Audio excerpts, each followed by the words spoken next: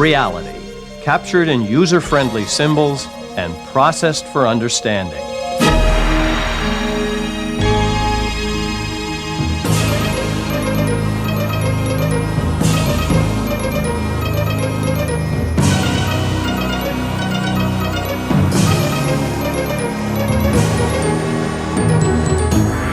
The Idea Channel. Gives me the great pleasure to present to you today Professor Milton Friedman. Thank you very much,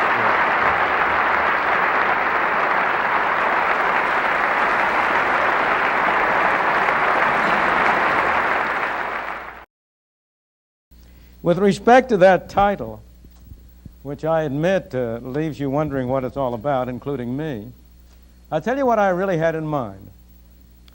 The title had to do with the question of whether America, by which I mean the United States of America, I mean our society, whether America is what it was, whether America is the land of opportunity which produced over the past 200 years the greatest freedom and prosperity for the widest range of people that the world has ever seen. Whether it still is the land in which people of many races, many beliefs, many origins are free to cooperate together to achieve their separate objectives, while at the same time retaining a diversity of values and opinions. Is that still America? Or is America what it has seemed to be becoming these past few decades? Is America not what it has been, not the land of promise of the past 200 years, but is it instead a land of growing bureaucracy and diminishing freedom? Is it a land of squabbling groups seeking to control the political levers of power, of divisive tendencies that are producing not merely variety, not merely diversity, but open conflict? Is it becoming instead a land of ethnic separatism rather than the land of the melting pot? That's what I intended by this question, and that is the theme of the whole series. I believe the choice is still open to us, that we can still decide, you and I and our fellow citizens, which of these two directions we want to go in. Whether we want to return to the path that made this the great land of opportunity for millions and millions and millions of people, or whether instead we want to continue down the road toward a destruction of both liberty and prosperity. I believe very deeply that we are nearing the point of no return, that we still have the choice, but that if we continue much longer along the road that we have been going, we no longer shall have the choice, that we shall degenerate into a society which will lose that spark of creativity, that spark of independence, of freedom that we have all loved in our country.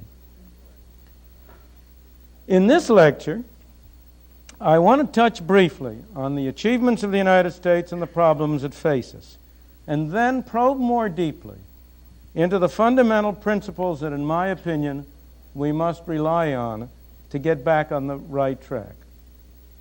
In other lectures of this series, I shall consider other general topics, but also specific problem areas. I have, as I say, chronologically, this is not the first, but logically it is. If you look at the achievement of the United States, I think the most dramatic example of it is in the field of agriculture. If you go back to the founding of this country in 1776, something like 80 to 90% of the people were on farms.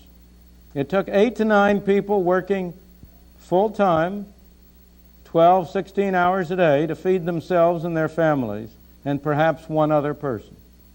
Today, fewer than 5% of the American people are on farms.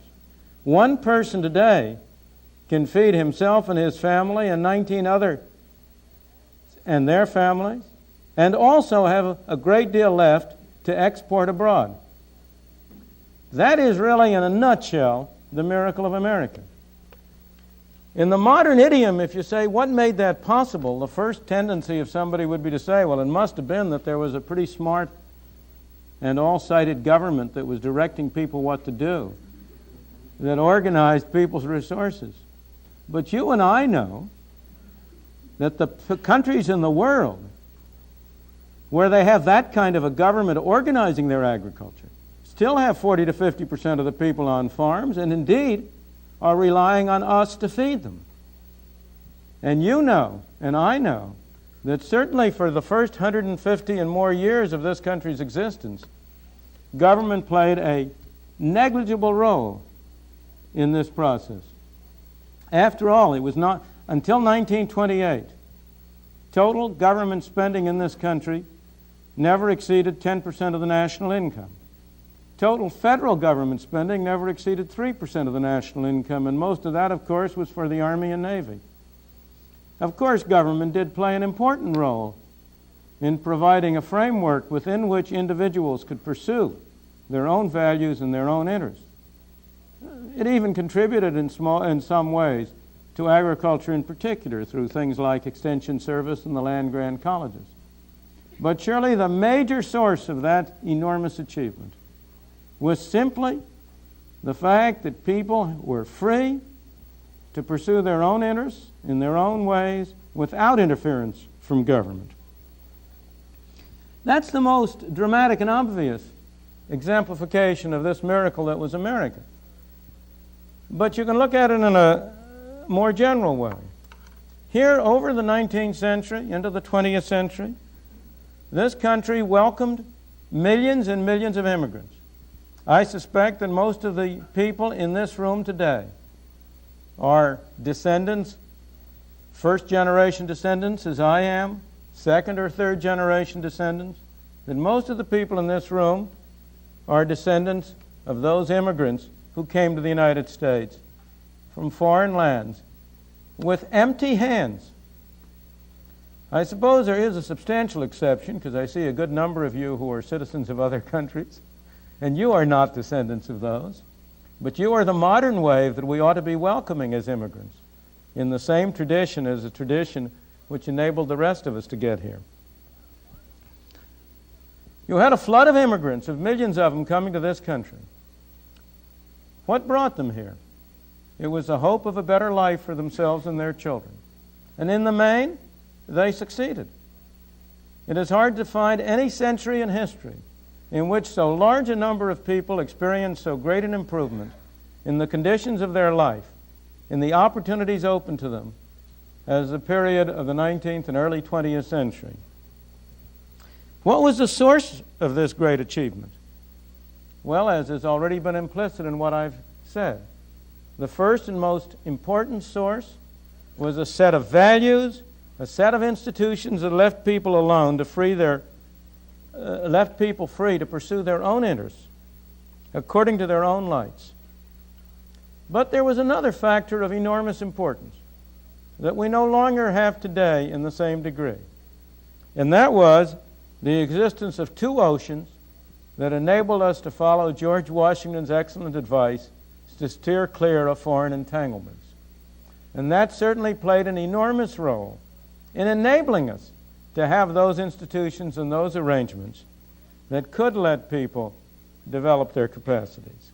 The result of these two factors together was that tremendous growth in production of which I've already spoken.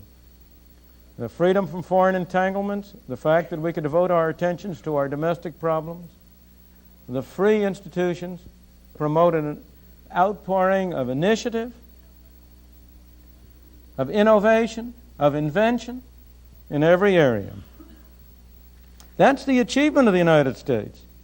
What is the basic problem of the United States today? The problem is that we are threatening to strangle this promise by government interference. Let me take as one example the feature I've already spoken of, free immigration. I have always been amused by a kind of a paradox. Suppose you go around and ask people. The United States, as you know, before 1914 had completely free immigration. Anybody could get on a boat and come to these shores, and if he landed on Ellis Island, he was an immigrant. Was that a good thing or a bad thing?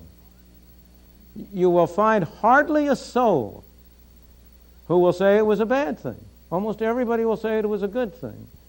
But then I suppose I say to the same people, but now what about today? Do you think we should have free immigration? Oh no, they'll say, we couldn't possibly have free immigration today.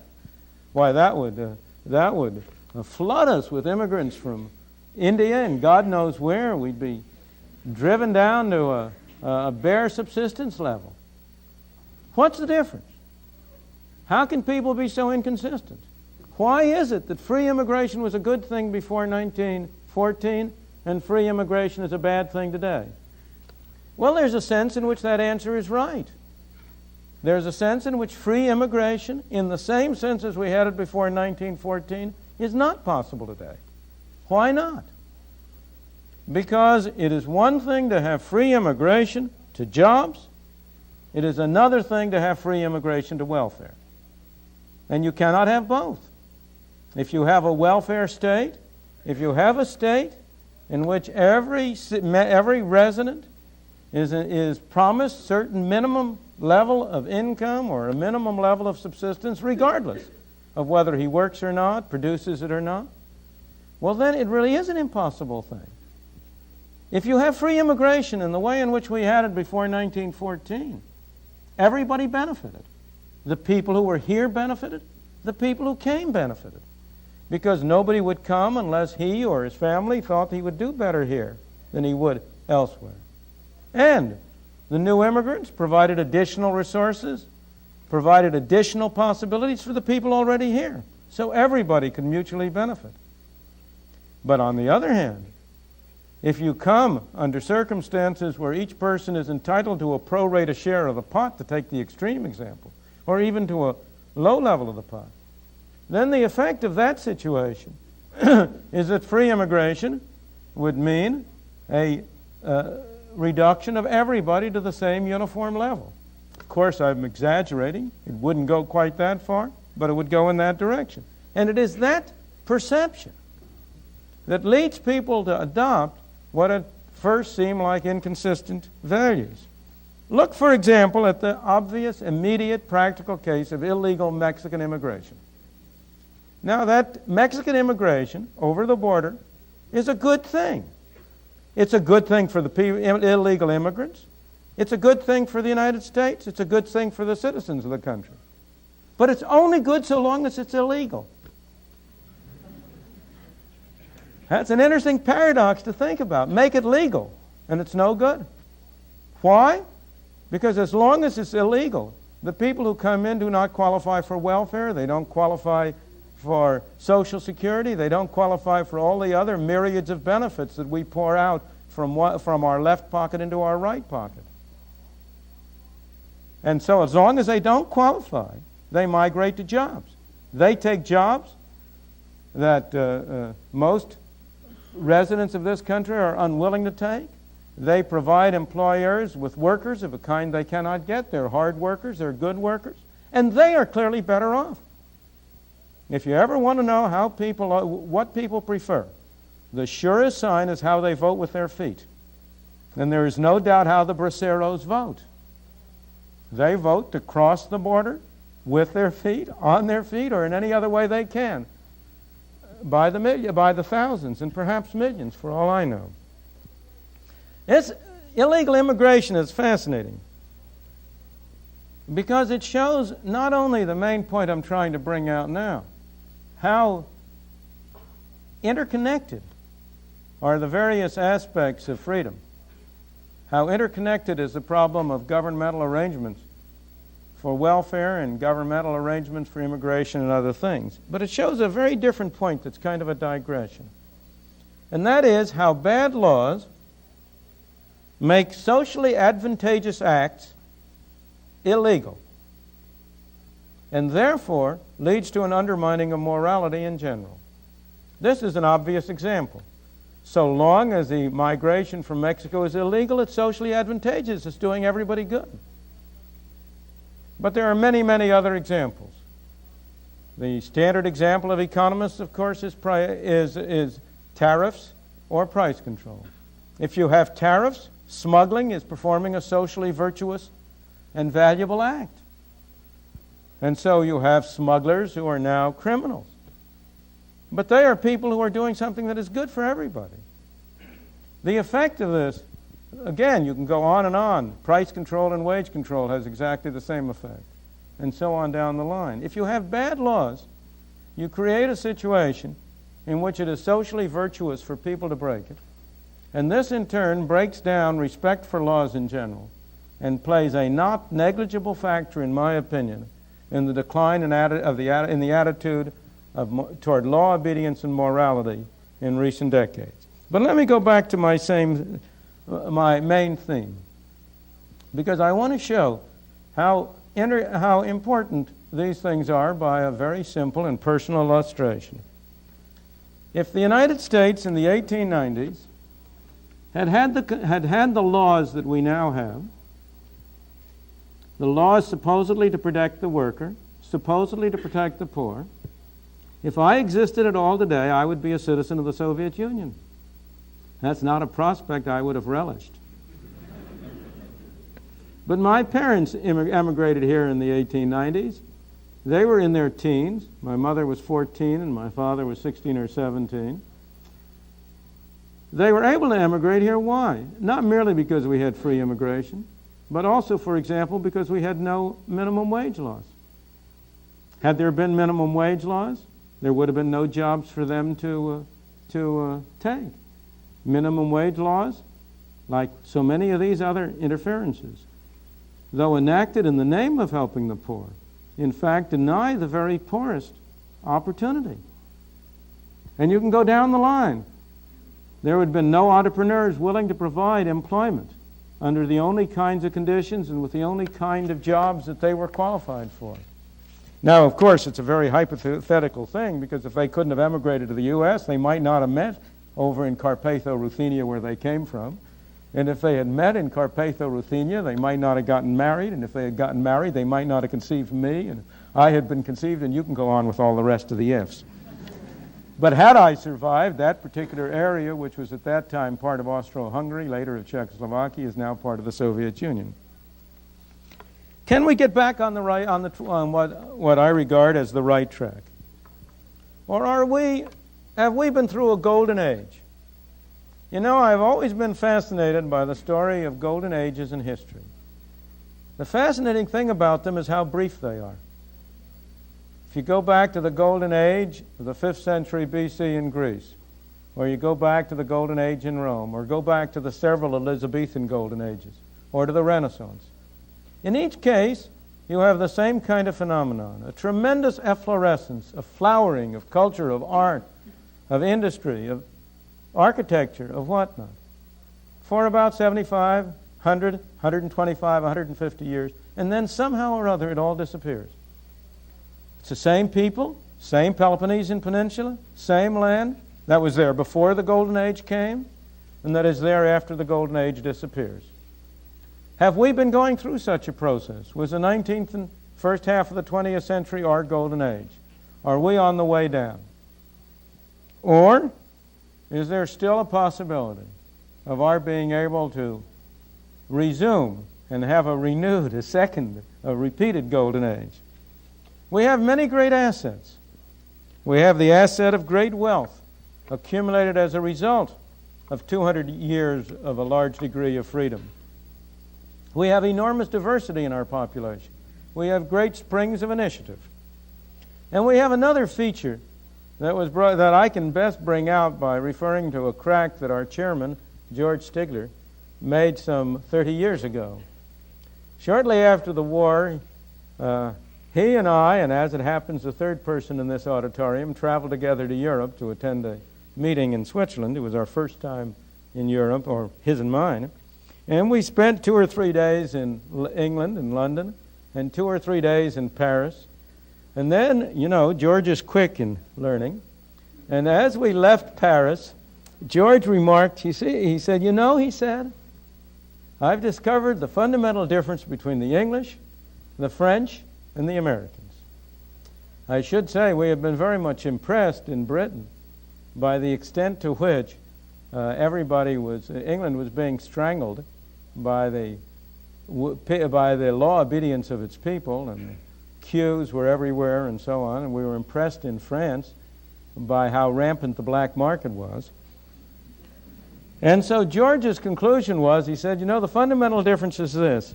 The English obey all laws, good, bad, or indifferent. The French obey no laws, good, bad, or indifferent. The Americans obey the good laws. Well, there's a very important element of truth in that, because there probably is no more fundamental defense against tyranny than the ingenuity of the people in finding ways around laws that they don't agree with. Our masters found that out when they tried to prevent people from drinking hard liquor. And the American people demonstrated their capacity.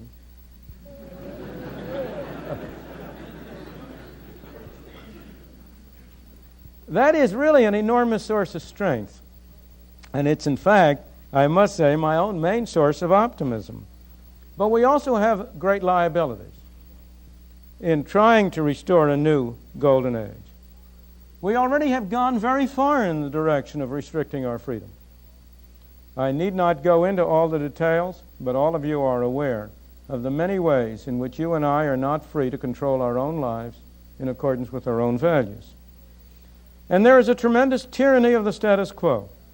Each one of us will be very, very negative about the restrictions on freedom, except for those that benefit us. Now, that's a different story. It's far easier to get a law into effect than to repeal it, as we've all found out, because you always establish interest, vested interest, which is very hard for any of us to get back. So it's not by any means an easy task. But I think, and this is what I really want to talk mostly about today, to get back on the track, we need an understanding of the real nature of freedom, economic and political, and the interrelationship between the two. We need really to have a greater understanding than these general comments I have so far given of the kind of system, the kind of principles that have enabled us to get this great achievement of the past 200 years. We need to understand how it is that a free market works to enable millions of people to cooperate peacefully together. I know no better way to bring this out than by a very simple example that I owe to an old friend of mine, Leonard Reed, who once wrote a little article called I the Pencil. This is the only prop I have for this TV show. As you can see, it's a plain yellow pencil. Said Leonard Reed in his article, it's a funny thing, he said, there's nobody in the world who knows how to make a pencil. Now that seems like a silly thing to say, isn't it? This is just the most obvious thing. It's only a piece of wood with something black in the middle and the little red tip at the end. What do you mean nobody knows how to make a pencil? Well, suppose you were to set out to make a pencil. First of all, you have to get some wood, don't you? Where do you get the wood? You have to go to the Pacific Northwest, probably, and cut down some trees. How do you cut down some trees? You have to have some saws to cut it with. Where do you get the saws? You have to have some steel. Where do you get the steel? You have to have a steel mill. In order to have the steel mill, you have to get the iron ore, and you can add all the rest. So in order to know how to make a pencil, you would have to know everything there is to know about how to start from iron ore and coal and get iron and convert it into saws and cut down trees. But that's only the beginning. This black stuff in the middle that we call lead isn't lead. It's graphite, I think. I'm not absolutely sure. And I am told it comes from some mines in South America. So in order to get that black stuff in between, you would have to take a trip down to South America and know all about how to extract graphite from the mines in South America. Now this little red tip at the top, that's rubber. Where's it come from? Well, the major source of natural rubber is Malaya. That's quite another distance. And I don't know how many of you know that the rubber tree was not native to Malaysia. It was originally imported into Malaysia by private enterprises trying to make some money, and they transplanted it from somewhere in South America. I think it was Brazil, but I don't guarantee that. And they brought it over into Malaysia and established the plantations there and got this rubber. So somehow or other, in order to make a pencil, you'd have to know about the rubber. Now there's a little brass tip around here, and I've run out of my own technological knowledge. I don't have the slightest idea where that comes from, though there are probably people in the audience who could tell us. Nobody knows how to make a pencil. But the miracle of this pencil isn't that nobody knows how to make it. The miracle of the pencil is, how did it get made? Who told that fellow over in Malaya to tap his tree and send a little bit of rubber over here to put at the end of this pencil so I could have a pencil in my hand? What's happened? What is it that has enabled this little elementary transaction to take place? I'm not sure what the price of this thing is nowadays. These things change so fast. When I first started hearing about this story, it was a nickel pencil, but that won't do anymore. It's probably 2 for a quarter or 15 cents apiece. But what happens when I go down the store and I put down a quarter and get 2 of these pencils? I am trading with thousands of people all over the world, people in Washington State who are cutting down trees, people in South America, people over in Malaya. I'm making a deal with them. I'm saying to them indirectly, I'll give you 2 minutes of talk for 2 of these pencils.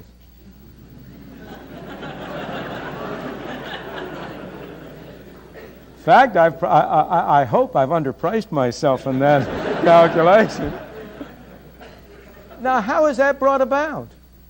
Is there some commissar sitting in some central office who is sending out orders to these people in Malaya, to these people in South America, to the people in Washington?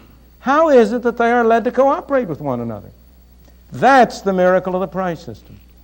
Because note, these thousands of people who have been led to engage in this simple transaction with me, not one of them has been forced to do it. Nobody has had a gun to his head. They've all done it. Why? Because each one of them thinks he's better off in this transaction. And somehow or other, I've done it because I think I'm better off. Everybody has benefited. There's been no central direction. These people who have cooperated with one another don't speak the same language. They're people of all different religions.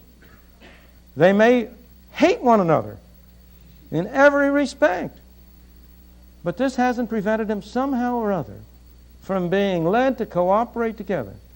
It hasn't prevented some kind of a wonderful machinery from bringing together these various components all together into this little pencil. What is that machinery? What is it that has induced people to do this? How has it been brought about? That machinery is the price system. That machinery is what the story is all about. That machinery is what enabled the United States to develop as it did. Because it's this price system which has the great virtue that it doesn't require any central direction. It doesn't require any commissars. It doesn't require people to be able to talk the same language. It doesn't require people to be of the same religion. In fact, the beauty of the price system is that when you buy this pencil, you have no idea the religion of the people who went into it, whose work went into it. When you buy your daily bread, you don't know whether the wheat was grown by a black man or a white man, by a Chinaman or an Indian or anybody else. And as a result, the price system enables you to have cooperation among millions of people peacefully, cooperating on one little phase of their life, while each one goes about his own business in respect of everything else. It works so well, it works so efficiently, that ordinarily we're not aware of it. It's like your car. It never occurs to you what a complicated business it is until 3 o'clock in the morning on a dark road it stops functioning. And then you suddenly realize it's a complicated mechanism. And it's the same way with the price system. So long as it is working, so long as it's operating, so long as it's bringing people together, it doesn't even occur to you that it's this kind of a complicated mechanism. How is it that it achieves this bringing of people together? Fundamentally, at bottom, the essential idea of the price mechanism is that both parties to a transaction can benefit, provided it is voluntary. and not coerced. There's a terrible tendency, and most economic fallacies derive from that tendency, to think of everything as what the game theorists have come to call a zero-sum game, to think there's a fixed pie. And if I get more, you must get less. If somebody was able to make a fortune for himself, he must have done it by grinding under his heel the poor people, because the pie is fixed and he takes a bigger part. The great insight behind the free market, the great insight of Adam Smith's great book, The Wealth of Nations, was that it is not a zero-sum game, that it is possible for both people to a transaction to benefit, and that this insight can be used to organize people's activities over a very wide area. It's very easy to see that principle operating if you think of two people under any circumstances making a voluntary deal. I'll trade my penknife for your roller skate. Clearly, that isn't a deal unless both people are better off. It's much harder to see how that same principle is involved in the far-flung transactions that went into making this pencil. And yet the same principles are there. The price system operates in this way because it doesn't require orders. It operates in this way because it can transmit information in a very efficient way without any person having to send an order. What happens if you or the rest of us want to get some more pencils? Well, the people who are manufacturing pencils suddenly discover that they're making some money, and they say, we better make some more pencils. Nobody has told them about that. They've just discovered it down at the corner drugstore. And they, in turn, send out some orders to people who are producing the wood, to the people who are producing the rubber. The effect of this is to raise the prices a little all the way down the line for the particular items in demand. And that higher price becomes a signal to people all over the world that there's a greater demand, a greater desire for this particular object. Now, the beautiful thing about that signal is that the information is transmitted to those in a very efficient way, because only the important item is transmitted. The people who are in the market for producing wood don't have to know why more wood is demanded. They don't have to know whether the demand for pencils has gone up because there have been 14,000 more government regulations that have to be filled out in pencil, or whether maybe the demand for pencils has gone up because the post offices have said, if you address your letters in pencil, we'll only charge you a 13-cent stamp. They don't have to know why there are more pencils, or whether it's because there's a baby boom and more children are going to school and writing. All they have to know is that somebody is willing to pay a little bit more money for some more wood and some more graphite and some more rubber. That information is spread. And the only people who have to know about it are the people who are in a position to provide the additional wood or the additional graphite or the additional rubber. So the information is transmitted economically and efficiently. And it's transmitted to those who need it from those who need it. In the second place, the information combines with it an incentive to act on the basis of that information. It's no good sending out a message to people, we need more wood, but we're only going to pay you the same amount we did before. You're not going to get anything out of it. Well, so you need more wood, fine. That's the end of it. The beauty of the price system is that along with this information, and this is the second stage, goes an incentive to act on the basis of it. Because the man who is selling wood, if the price has gone up a little, well, he figures he can make a little more money in that way. And so he has an incentive to act on it. And that incentive is there because his income is ultimately going to be determined by the prices of the things he sells. The price system can operate to coordinate the activities of millions of people around the world because it combines three functions. The function of transmitting information, of providing an incentive for people to act on the basis of that information, and last but not least, a mode for distributing the product of that activity. These three are enormously important, but it's very easy to try to separate them. Most great schemes for social reform come hoist on the attempt to separate them. I remember once being at a conference which brought together economists from the East and economists from the West, economists from behind the Iron Curtain and economists from the West. And there was a brilliant economist from behind the Iron Curtain. This fellow had all by himself rediscovered Adam Smith. Well, that was a pretty brilliant thing to do. Adam Smith was a pretty brilliant fellow.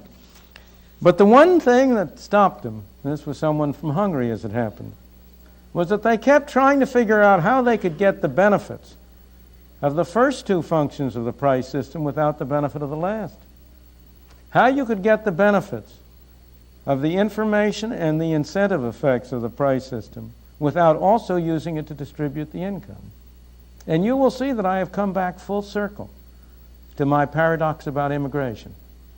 Because that's exactly why in the modern kind of a welfare state, free immigration is not really feasible. Because in that kind of a state, we have gone too far in eliminating the function of the price system for distributing the income as well as providing information and incentive. In any event, the main point I want to bring out is that this is the way in which the market system works. It's a system. People tend to think that you can only have a system if some human mind designs it, if some single person controls it, that it's otherwise disorganized, chaotic. That's the usual word, the chaos of the price system.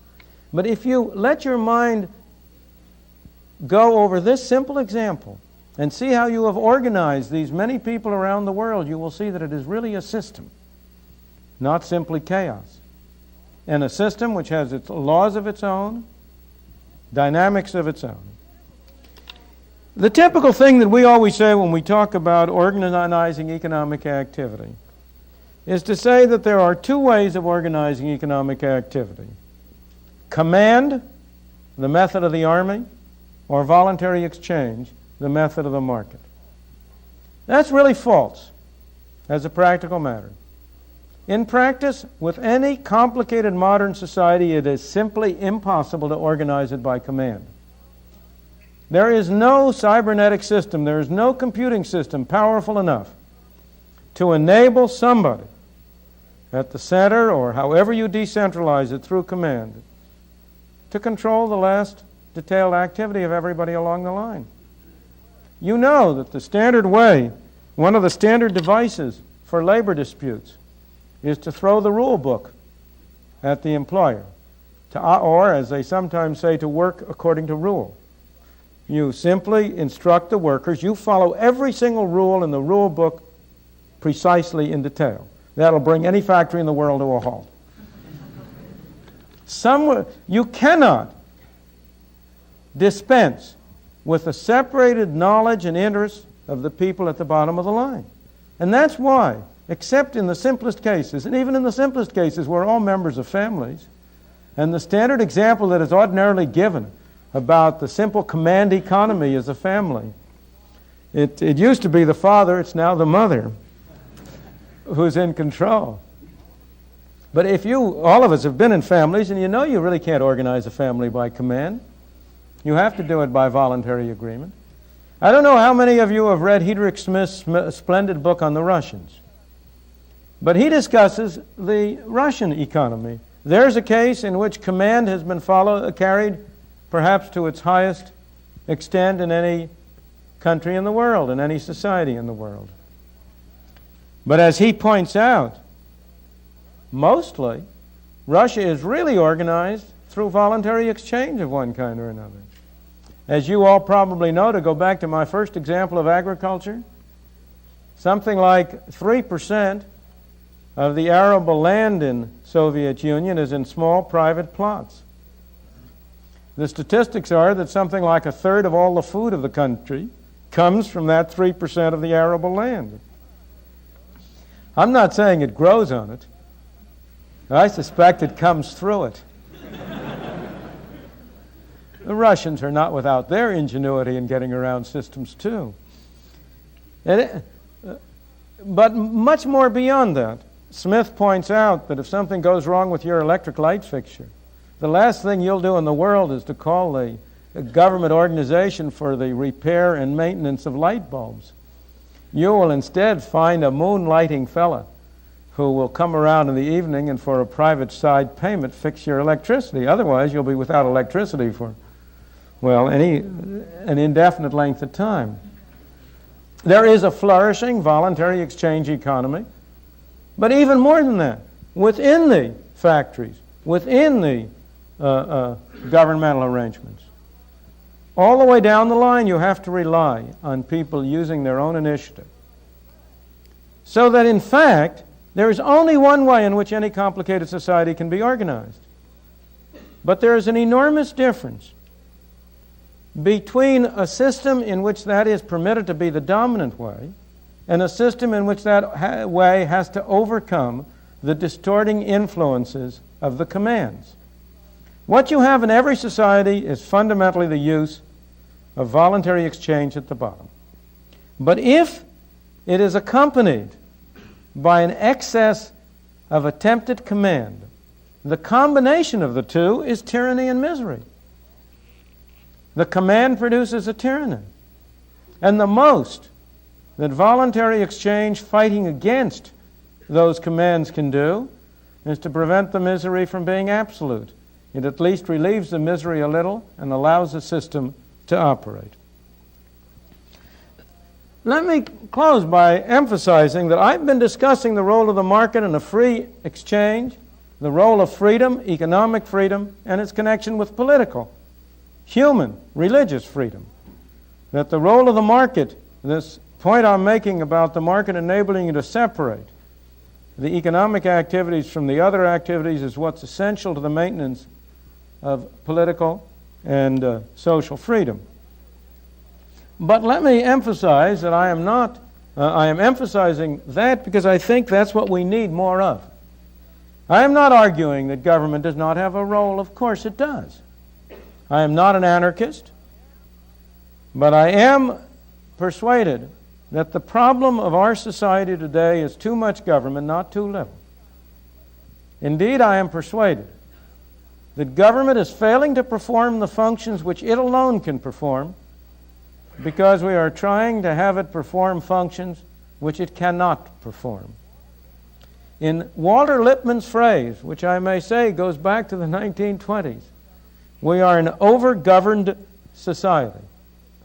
I believe we can get back on the right track only as the public at large comes to recognize that the direction we have been going is a false direction, a direction that will lead us not where we want to be, but where we do not want to be. And that we can get back only on the right track only by stopping and then reversing that trend. Thank you.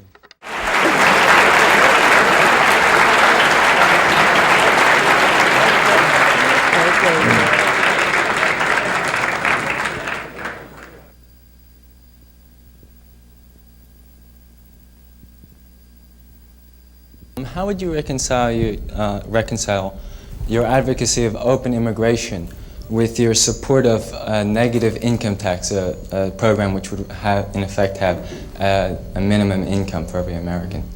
They are. It's a very good question because, of course, in that form they are incompatible. I agree. And that leads back to the question of the negative income tax. If you were starting from scratch, if you did not have any welfare programs at all, if you were back in the situation when you did have open immigration, I am very dubious that I would be in favor of a negative income tax. I am not in favor of a negative income tax as a good thing in and of itself. I am in favor of it as superior to the present welfare mess and as a way in which we can possibly move from where we are now to a situation under which you could have open immigration. I agree, today you could not have open immigration. You could not have open immigration because you do have essentially a guaranteed minimum income, whatever you call it. You have a guaranteed minimum income in the form of a large number of very varied and different kinds of programs, whether you include food stamps, aid to dependent children, Social Security, SSI, and so on. They are a mess. They mean that people who are in the same position may get very different benefits depending on how many programs they can qualify for. It means that many people have a strong incentive not to work, and that by working they only make themselves worse off, and so on down the line. At the same time, you cannot abolish all those programs overnight. You have some millions of people whom you have led to become dependent on those programs. If you hadn't had the programs, they wouldn't have been dependent. But there they are now. You cannot simply turn your back and say, we're going to pull out the rug from under you. You have to have some kind of a transitional device. And I have always viewed the negative income tax as a way in which you could have a program that would be far superior to the present structure, in that it would help people who are poor because they're poor. It would help them in a way which would retain an incentive for them to work. And at the same time, over time, you could gradually get out of the business by holding the amounts relatively steady while the economy grew and grew away from it. And then if you started in that direction, maybe you could eventually come to a position where it would be possible to have free immigration. Thank you. Thank you.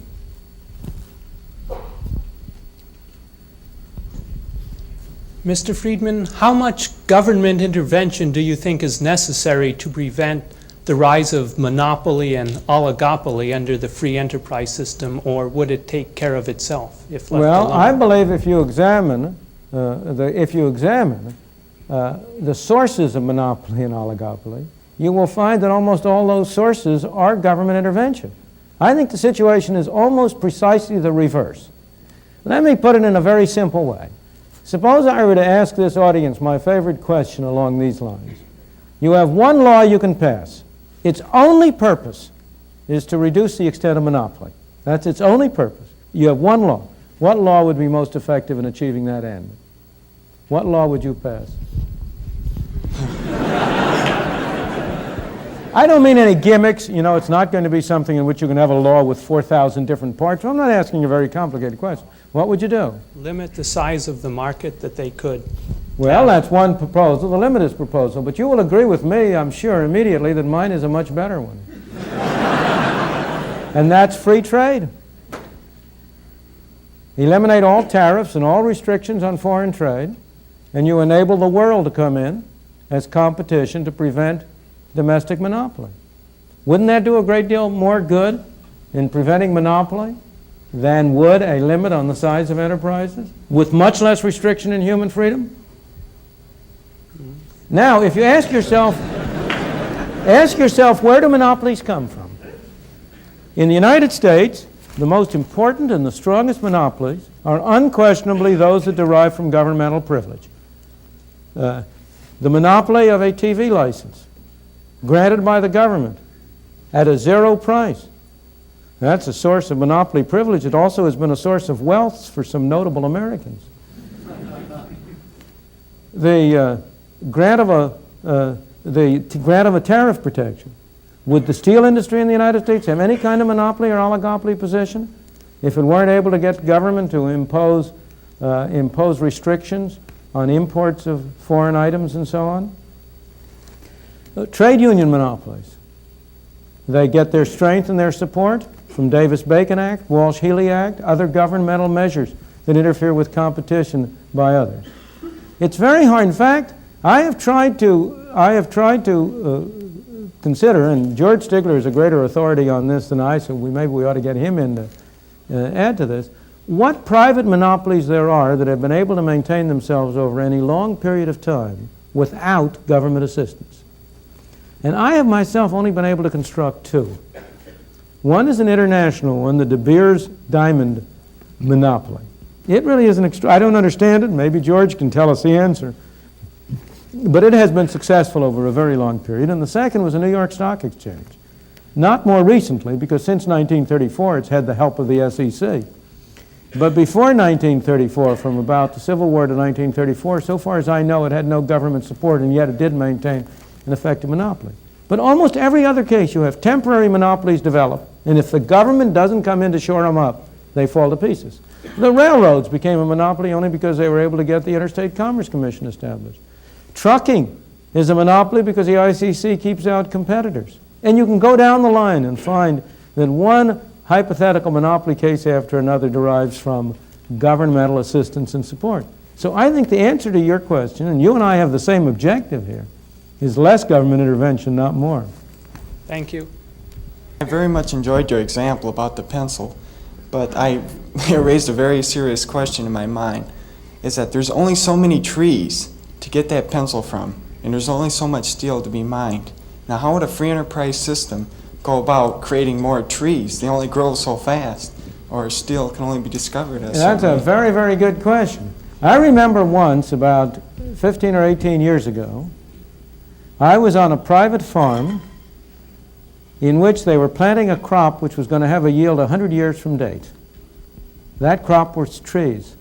It was a farm in Sweden, which was a tree farm, and they were planting trees. And they were doing it for private enterprise purposes. And now you will say to me, how in the world can the market do that? There's nobody who's going to live 100 years. But if I plant a tree, and it's 1 year old, well, its value will be a little higher than if it isn't there at all.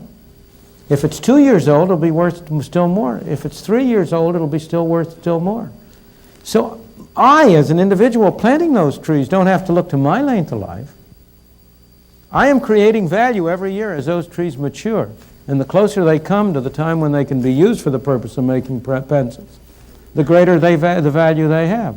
So I have a strong incentive to invest in those trees. Now, when it comes to the time when I want to use that money that I've been saving and accumulating, I say money, I mean those resources, those physical assets, I will sell it to somebody else. Maybe he'll hold it another 5 years. In the same way, if you go back to the tree example, if you own a tree farm, how fast does it pay you to cut it? Does it really pay you to cut it down to the ground right now? Not at all.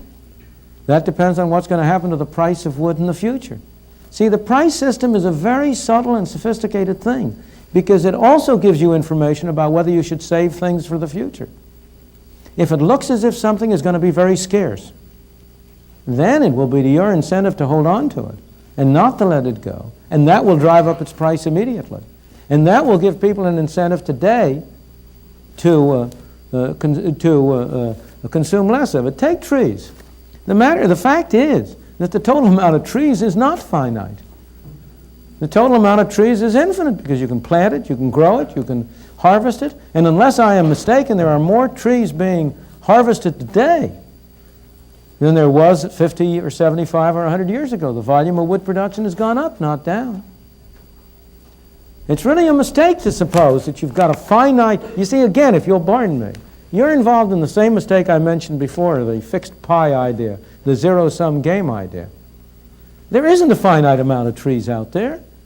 How much trees it will pay people to grow depends on what they expect the future demand for trees to be. If somebody discovers some way of having a substitute for trees that are half as expensive, then the forest will disappear for that purpose. If, on the other hand, trees become more valuable, well, then they will be planted and grow. Same thing with steel, with iron ore, and with other things. People are really, this kind of nonsense that you hear from the Club of Rome and similar engineers about finite physical resources setting a limit to economic possibilities is really a bunch of nonsense. Most of the value of our product, most of our output, doesn't consist of raw materials at all. The total cost of the raw materials in our national income is under 10% of the total national income. Most of that value comes from here, not from there. Okay, thank you. Thank you.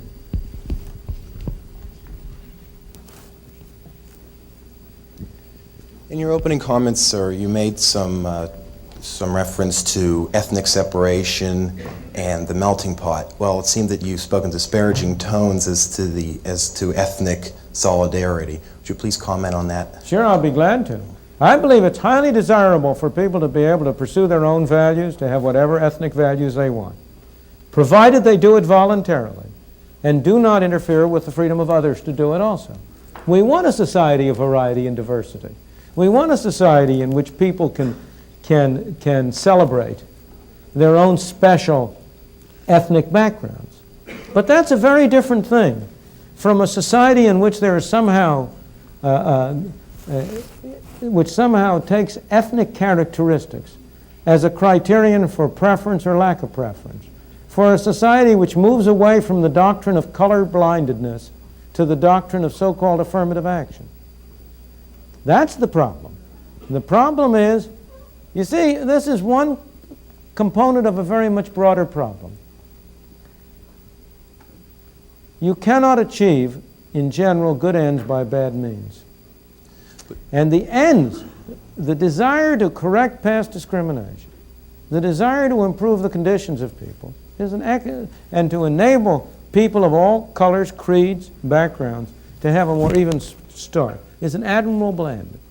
But that end is corrupted when you use the wrong methods to achieve it. And the methods of force and coercion are, in my opinion, the wrong methods that do corrupt it. And often react against you. Don't you think it's through ethnic solidarity that many minority groups were able to make advances in the American society? Not in the slightest. If you look at the way in which ethnic minorities made advances, it was not through ethnic solidarity. It was through the free market. You can take any group you want to, whether you take, for example, the group obviously I've been closest to are the Jews.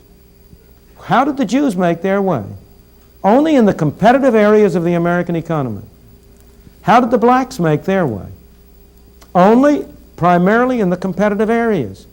The laws, what have been the greatest hindrance? Where are the areas where the blacks have been most hampered? In those areas where government has supposedly been doing something for them. There is no area in American life in which the blacks are more disadvantaged in the kind of schooling they can get. Why? Because it's provided by the government.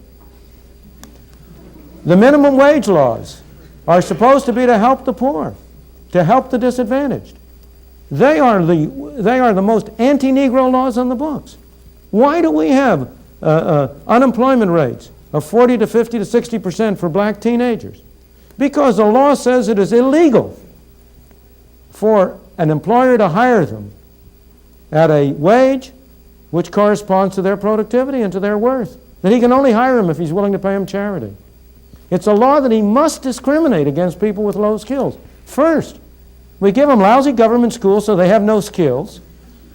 And then we make it impossible for them to get job training on the job, by saying to employers it's illegal for you to hire them.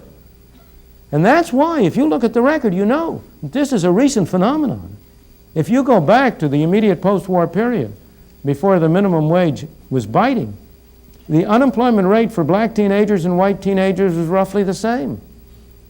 Today, it's 2 or 3 times as high for black teenagers. If you go back to that period, the fraction of black teenagers in the labor force was higher than of white teenagers. Today, it's lower. Why? That's almost entirely a result of the minimum wage law plus the very inferior form of governmental education. Again, what has been the source and the focus of racial discrimination? The craft trade unions. Why? Because they have gotten governmental monopoly powers, essentially, that has enabled them to keep people out. What is the activity, the commercial activity, which has had the greatest degree of exclusiveness of blacks and, in this case, also of Jews? No doubt. For decades, it was banking. Why? Because banks had a franchise from the government. You will search long and hard before you find any minority that has effectively had its rights protected or its opportunities expanded by government intervention in its behalf. Try to find an example. Okay, but isn't it often through solidarity of a group that they are able to fight government intervention, such as or any group's intervention in their rights, such as overthrowing quota systems like? Well, let me see. Let me separate issues. I have no quarrel to ethnic solidarity, of course, in the sense of helping one another, and no doubt, by a feeling of identification and of assisting one another. They have helped one another, of course. But the particular aspect you're taking of it is to say that one evil raises another evil.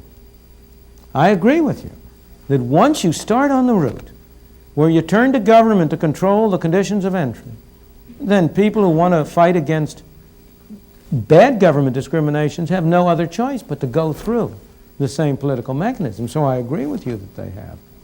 But that's as a lesser evil, not as a positive good. Okay, thank you.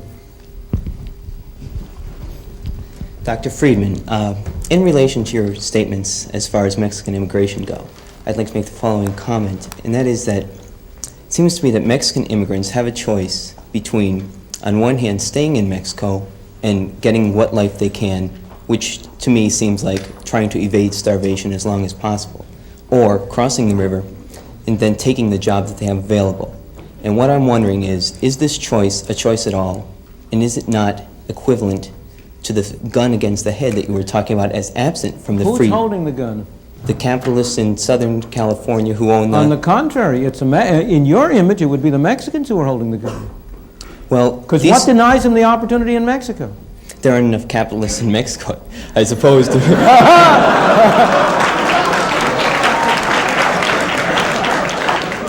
Not enough jobs available. Obviously, they have two bad choices. Mm-hmm. That doesn't mean that one isn't better than the other. Well, and yeah, you I must agree. distinguish sharply between the somebody giving you a choice, which is not a very satisfactory one, and somebody imposing something on you. Nobody is holding a gun to the head of these people and saying they should come to California. They are coming there because they believe they can have a better life for themselves and their children. They can have a better one, yes, but is it a life... All right, as you said yourself, no American would like to do these jobs. No, it's not that no American would like to. Many Americans would be perfectly willing to if that were their only alternative, but the Americans have better opportunities. Fine. Sure. How did the Americans get to have those opportunities? By being American citizens? Is that the point No, you're trying to... by initially going through stages similar to that which the Mexicans are going through. So, You know, people don't come full-blown into the world. The nations don't come full-blown into the world with skills and capital and so on. That all has to be derived through a long historical process. I agree. And what's the alternative?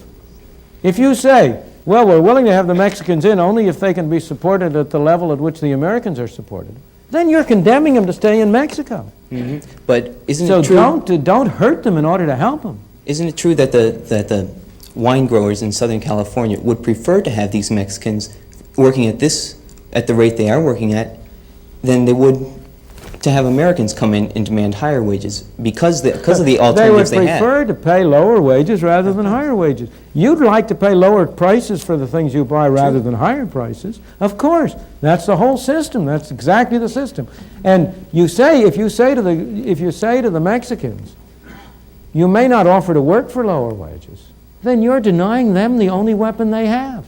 But aren't you also... That's why equal pay for equal work laws are a source of apartheid. You know, the basic source of apartheid in South Africa was the insistence by trade unions on equal pay for equal work. The women who go around today urging equal pay for equal work are being anti-feminist. They don't intend to be, but that is the effect of their policy. Because if there is any activity in which, for any reason, a male is preferable to a female, or vice versa, the only weapon the less productive sex has is to offer to work for less. And if you deny them that opportunity, you're assuring yourself that you're going to have all male jobs or all female jobs, all white jobs or all black jobs. But aren't you also condemning them to stay that way? Not at all. Not at all. The typical course, if you go back to American history, by taking these low-paid jobs, a great many people, not all, but a great many people were able to develop skills and activities, accumulate a little skill, a little capital, a little knowledge, improve their lot, become advance in the stage, get to a higher level of productivity, and get a higher income. That's been the typical way up the ladder for most of the people who came in here. It was a way up the ladder for my parents, for your parents or grandparents or great-grandparents, I don't know which. And that's the way in which, unfortunately, there's no way in which you can immediately propel people to the top of the ladder. Okay, thank you very much. Thank you.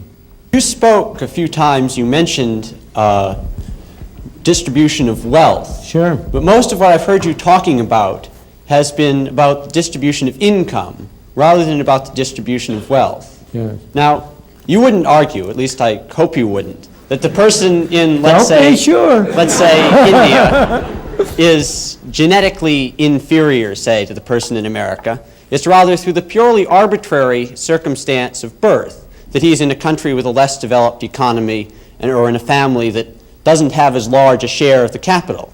And that's not something that he's to blame for.